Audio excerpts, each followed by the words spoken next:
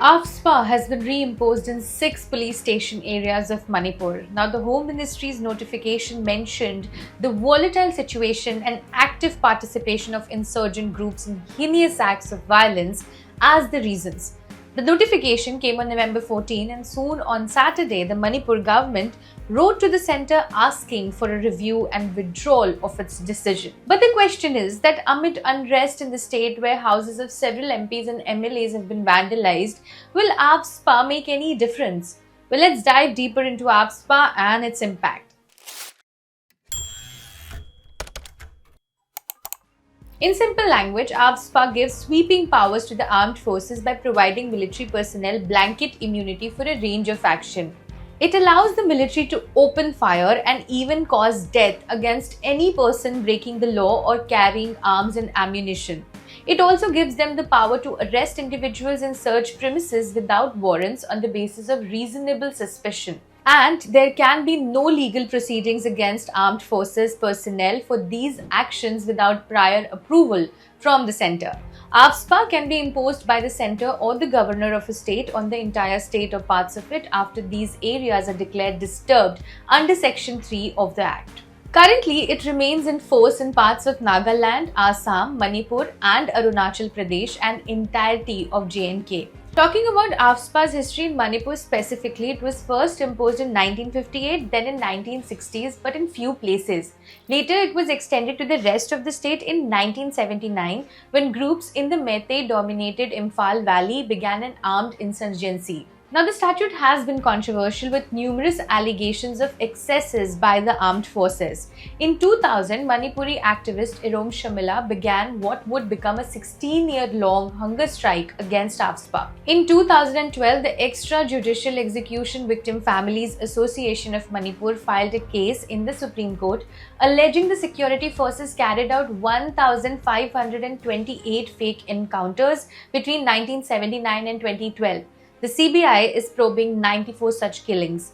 AFSPA was lifted from 15 police station areas in the Imphal Valley in 2022 and the remaining 4 in 2023. And it remains in force in other parts of the state. Now, why has AFSPA been reimposed? Well, the reimposition in 6 police stations in the valley by the centre is informed by a pattern of violence from Meitei and Kuki armed groups in these areas and a push by the army for statutory protection in order to effectively control the unrest, sources have told the Indian Express. Now, what impact will AFSPA have? Now, talking about the decision's impact, well, while the AFSPA will indeed grant greater freedom to the army to use force, much will depend on the political will of the government to act and to deal with the fallouts of strong action. Now, unlike in most conflict areas, the armed forces in Manipur are currently not only fighting militant groups, but also a civil society that is armed to the teeth, thanks in no small measure to weapons looted from police armories.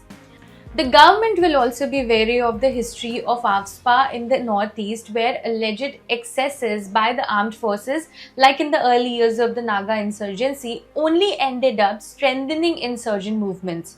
The ongoing ethnic violence has already provided a second wind to Meitei militant groups such as the PLA and the UNLF, which had been pushed out of the state in the past decade.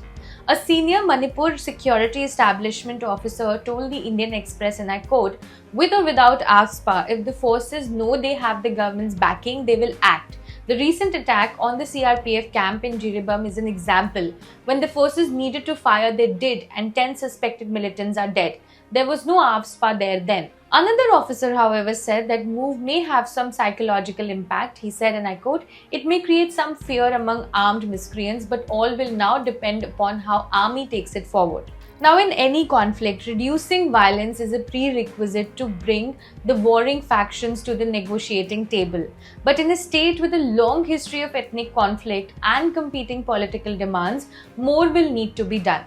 The government will have to handle the political implications of its decision to impose AFSPA, something not likely to enthuse with Meitei population that views the Assam Rifles with suspicion. The move may appear as an olive branch to the hill tribes who have long demanded AFSPA in the valley. So far, the government's intermittent efforts to start talks have not yielded results.